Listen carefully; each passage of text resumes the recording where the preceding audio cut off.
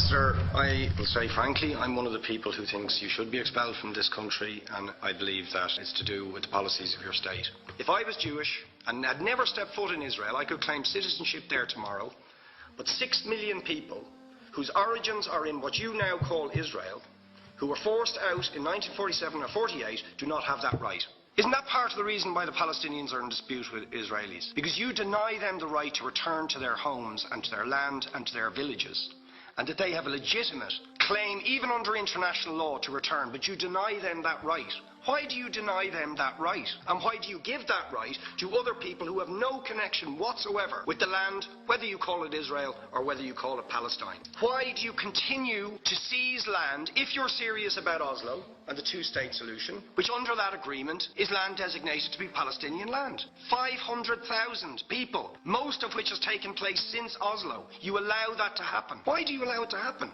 If you're serious about giving this land to the Palestinians, it's absolutely extraordinary. Are you not just taking us, Ambassador, for idiots? That you can say with a straight face, we're serious about peace, but while we're serious about peace, we're going to seize Palestinian land. And you expect the Palestinians to just sit back and do nothing about that. Now, you know what the Palestinian people have been asking for. Far less even than some people would ask for. Because I believe the whole apartheid system should be dismantled. But what they've asked for is to lift the siege of Gaza. Just to lift the siege of Gaza. Let them have an airport. Let them have ports. Let them not be dictated to by a government for whom they do not vote as to what can go in and out of their territories, whether they will have power, whether they will have clean water, whether they will have medicine. What makes you think you're allowed to have nuclear weapons and the fourth biggest army in the world and visit destruction on the people of Gaza, but they have no right to defend themselves? They have no territorial sovereignty over that land. Would you ask questions, please? How do you